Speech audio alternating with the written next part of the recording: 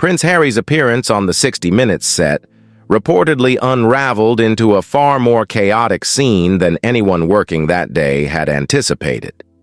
From the moment he walked into the studio, the atmosphere carried a strange anticipation, as if everyone sensed that the interview might drift into uncomfortable territory. Anderson Cooper began the conversation politely, but it didn't take long before his questions sharpened, carving their way into topics Harry clearly preferred to avoid. At first, Harry attempted to maintain his usual calm demeanor, answering carefully and choosing his words with measured restraint.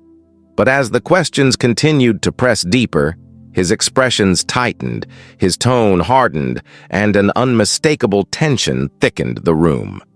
Crew members, who had expected a smooth, controlled segment, found themselves watching the two men locked in an increasingly confrontational exchange that grew heavier with every passing minute. The energy on the set shifted dramatically when Cooper pushed forward with a line of questioning that hit a noticeably sensitive nerve. Harry's face reportedly flushed with irritation, his patience thinning as he tried to steer the conversation away from the uncomfortable path it was taking. Cooper, however, remained unshaken, maintaining his firm analytical approach. His unwavering persistence only amplified the discomfort radiating off Harry, and the conversation began to feel less like an interview and more like a verbal standoff. Crew members standing just off camera exchanged worried looks, whispering quietly as they watched the tension escalate. Even the lighting technicians and camera operators, normally trained to remain stoic under any circumstance, were caught off guard by the rising intensity. As the minutes passed, the situation deteriorated further.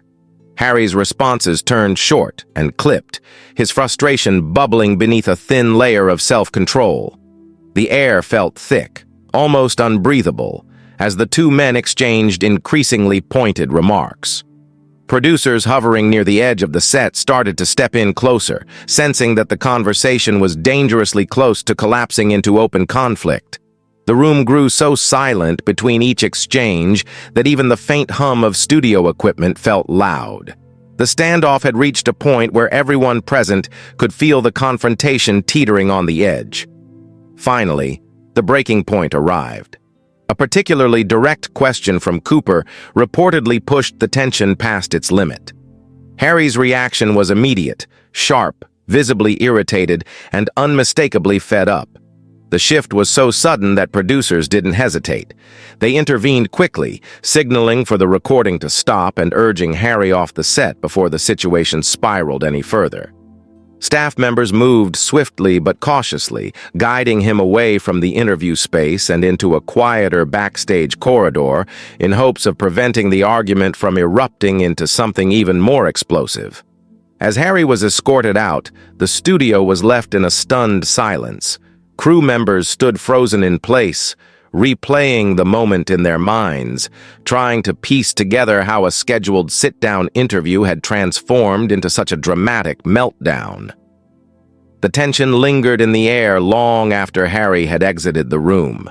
People whispered in clusters, shaking their heads in disbelief at how rapidly the conversation had collapsed.